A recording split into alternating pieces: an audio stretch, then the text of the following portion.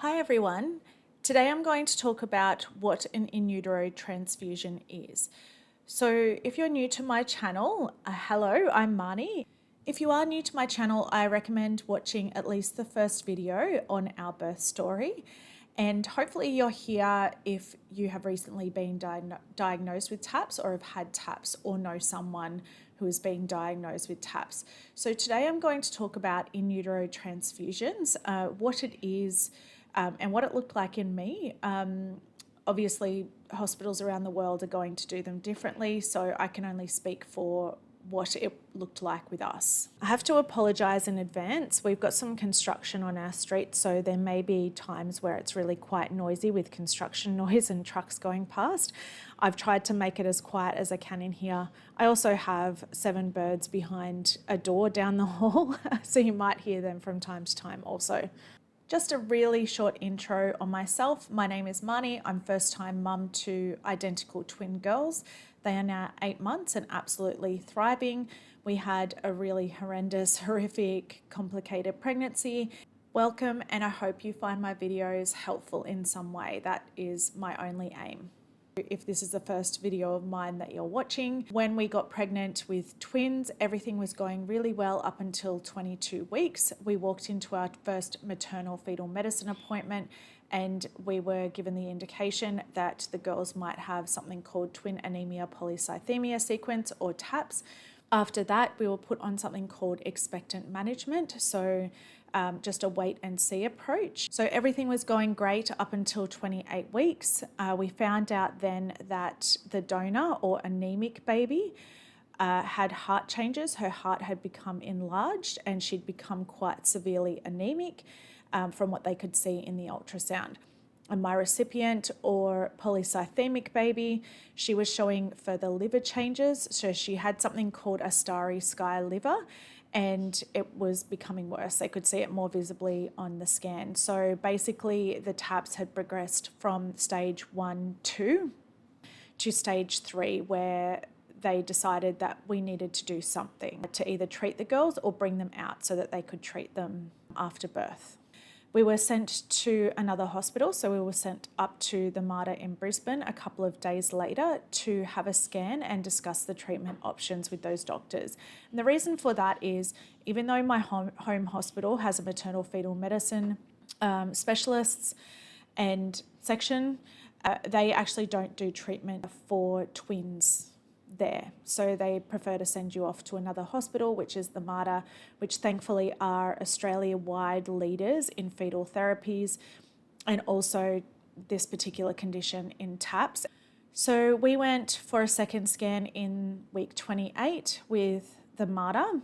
After that scan, we sat down with the MFM specialist, or obstetrician. His name is Dr. Glenn Gardner. He is absolutely phenomenal. He is the director of maternal fetal medicine there and an absolute superstar in the world of fetal therapies. I'm very thankful that he was the one treating us, and he really treated us like we were family.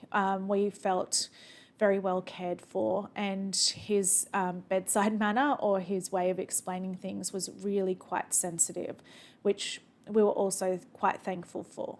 He explained to us the 2 options, which were doing an in utero transfusion. Now, the disadvantages of an in utero transfusion are that it's a temporary measure. It may or may not have success. If it is successful, it may only buy a day or 2. It really just depends, and there are risks associated with it. So obviously invading the placenta and the amniotic sacs and anywhere where there's babies where you shouldn't be going, you risk things like preterm labour, sacs rupturing, and also the baby's passing, which is really scary. However, the advantages are, if it is successful, that the babies have time in the womb. So we could buy potentially another 4 weeks in the womb before having to birth the babies. The other option was birthing the girls early, so bringing them out at 29 weeks. And the disadvantages of that is that not only do they have the TAPS, we have a severely anemic baby with heart enlargement, and we've got a polycythemic baby who's got extremely thick blood, they also have to deal with being born at 29 weeks. So yes, they can do a lot for them, and technology has come a long way. In terms of NICUs, they'd have 24-hour care. They might have blood transfusions and partial exchange transfusions when they're in the NICU, but we would have no way of knowing how they would respond to those treatments outside the womb. So after weighing our options, we decided then and there that we wanted to do the in utero transfusion. We were extremely scared about it. I guess we just had a feeling that it was the right thing to do. In both cases, whether it's going to be an in utero transfusion or birthing the girls early, there's risks. So of course it was an extremely hard decision to make, but we just came to the conclusion that we didn't want them to suffer with the TAPS while they're also dealing with prematurity. So we thought the best way moving forward was for them to stay in the womb for as long as possible, even if that was an extra day. So after that appointment, they took some blood, they prepared us, they booked in surgery for a couple of days' time. We drove up. So I was 28 weeks when we were told that the TAPS progressed, and I know that I had the in utero transfusion at 29 weeks, so there must have been a few days gap. And it was so incredibly strange driving up that day. Like, I just remember that feeling like, is this my life? It's just very, very strange. When you get pregnant, you never expect that this would be you. This would be your life. You expect everything is going to go fine. And it was just really strange. And also thinking that we were about to do a really risky procedure. So then we had no way of knowing the outcome either. So it was just overall a strange day. It was a strange feeling. I do remember talking to my babies. So I said to my husband, let's talk to the girls and let's just tell them that they are so loved and so needed. Yeah, just telling them how much we love them and how much we need them. And I rubbed my belly. I got my hubby to rub my belly and just really concentrated on their movements and feeling them. This first in utero transfusion was just done in maternal fetal medicine in an ultrasound room. So it was not done in a surgery or a special surgical room or anything like that.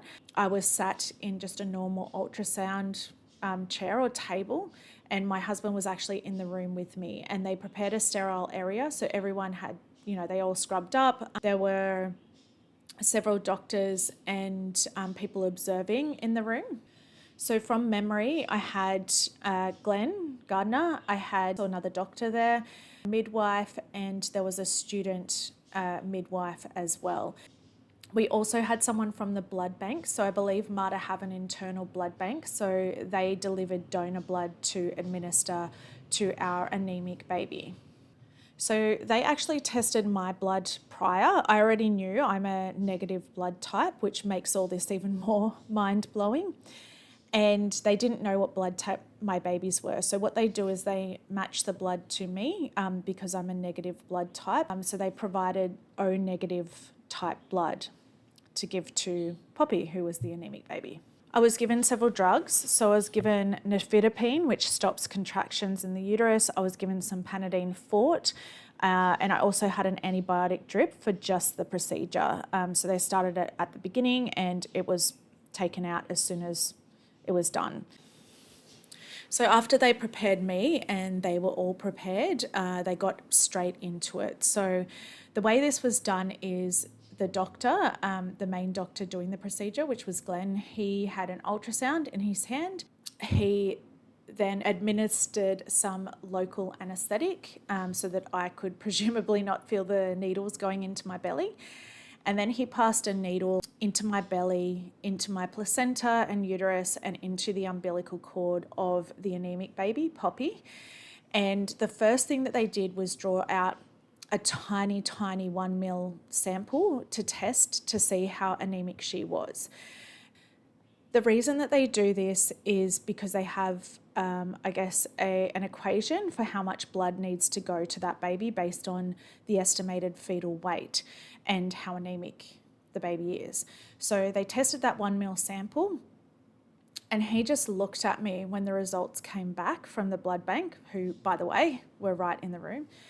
The doctor just looked at me and went, "Oh my God, that's really bad." It was really low. Hoppy was extremely anemic. We knew that we had made the right decision right then and there. They slowly started administering blood to her after calculating how much she needed. And she was actually quite quick. We could see the ultrasound screen the whole way through the procedure. All I was looking for was activity and a heartbeat. And I kept saying, "Are they okay? Are they okay?" And yeah, it was really remarkable to see the blood flowing. So you could kind of see like a little white whoosh of what looks like kind of water or something flowing, but you can see kind of fluid going into the umbilical cord. And then they went over to do Billy, my polycythemic baby. So again, they tested her blood and they found out what her hemoglobin level was. And then what they did with her was, after inserting the needle into my belly, they took out 5 mils of blood at a time and replaced that 5 mils of blood with warm saline. So this is to thin her blood out. They did have to end the procedure early.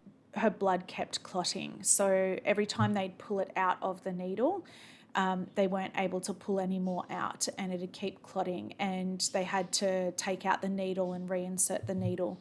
I started contracting, so I could actually feel my uterus contracting around the needle, and it was really quite painful. There are a couple of reasons why they stopped the procedure early. From there, they also did a quick scan, which was amazing. Like, it was instant improvement, and that's another benefit of an in utero transfusion. It's instant results.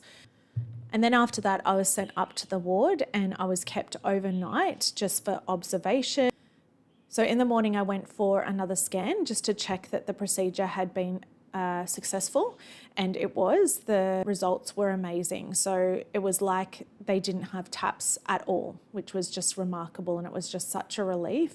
So it was just amazing to see that it had taken instant effect, and I was really pleased with that. I was sent back up to the ward, and the fellow from maternal fetal medicine came up to check on me, and I had been contracting. She actually witnessed one or felt one, and it was decided that I had to stay another night. So I was in hospital 2 nights, and then I got to go home the next day, thankfully. After going home from that procedure, I just went back to my normal scans, so my normal weekly scans, and we did okay for the next 3 weeks. So I got to 32 weeks. At that point, my maternal fetal medicine specialist decided that it was time to deliver the babies. So the results of the 32-week scan actually showed that the TAPS was going back to the stage 3. The numbers from my polycythemic baby were actually worse this time. They decided to admit me and decided that it was time to give birth.